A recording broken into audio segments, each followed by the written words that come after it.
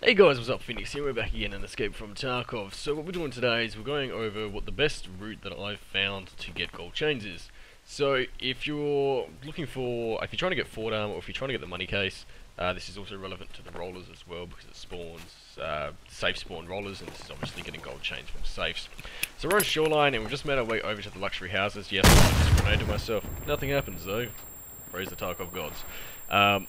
Anyway, so what we've done is we've made our way over to the luxury houses, and for reference, I don't really know what to call each one, so the first one we're entering here, I'm just going to call the one on the left, because if you're looking at them front on, this is the one on the left, and personally this is the one that I would recommend going to first. So what I've found doing this route is, basically you can get anywhere from 0 to 7 gold chains, pretty reliably as well. I've gotten at least 1 gold chain every time I've done this.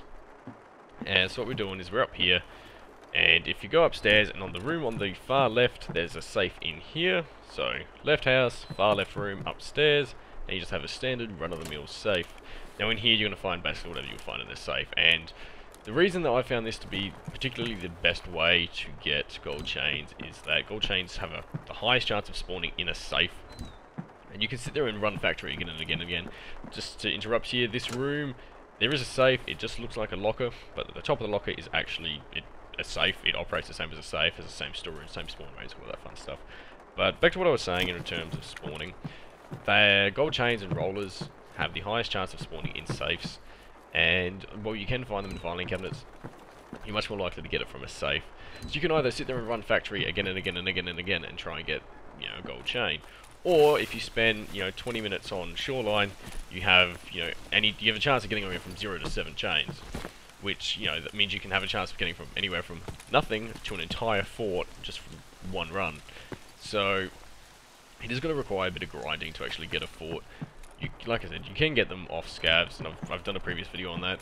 But ultimately what I've found in the past update has been that it hasn't been spawning on scavs as much, so you do have to kind of grind for a bit more. As far as the second house is concerned, so the house on the right, the door is opened for the first room, and it just spawns open. That's just the way it is. There's a safe in there, and then as you exit the room to your left, there will be another room. Go in there, and there's another run-of-the-mill safe. So, as you can see, so far I haven't actually gotten any gold chains. I think I'll pick one up now. But, even if you're, as much as, my advice is to just play the game, if you are trying to get cash, this isn't a bad way to do it either, because those lines that I just picked up sell for like 75, 80,000 rubles a piece. So even doing this run, and I think I got something like 150k, 170k rubles, sorry. So it is an effective way to just get money in and of itself. But if you're going for gold chains, this is the best route that I've found. So you've got 2 safes in each of these 2 buildings, and then we're going to make our way over to the gas station. Now, the reason we're going over there is it's on fire, which, sucks. But you'd be surprised because there is actually there's 3 rooms that you can kind of get to. It does hurt you a little bit. There's no way to get to it without hurting yourself. But there are 3 rooms inside the gas station. 1 has a safe in it, and 2 have weapons crates and things like that. So there is actually some decent stuff to loot in there. But obviously we're focusing on the safe at the moment. Here we are. We just rocked up. We're running around the front, and if we push in, so you're going to get burnt, so just keep to the left. But there's a safe just there to the right as you run through. I immediately go for this weapons crate because typically this does spawn meds, and I think it actually did spawn meds, but there's a player nearby who seems to have taken everything anyway. So anyway, so here's a safe. We open it up, and I don't think we really get anything. I think we don't get anything at all actually because it's already been looted, but we actually put something in it. So there's safe number 5, and in any second now we'll speed up and rush off to the last 2 safes, which are in the building next to the Shoreline extract. So, whenever we start to speed up, there we go. So, there we go, there she is. But yeah, so there's 2 more safes. One of them's actually relatively well hidden. It actually took me a long time to figure out that it was a thing. So, you should be alright.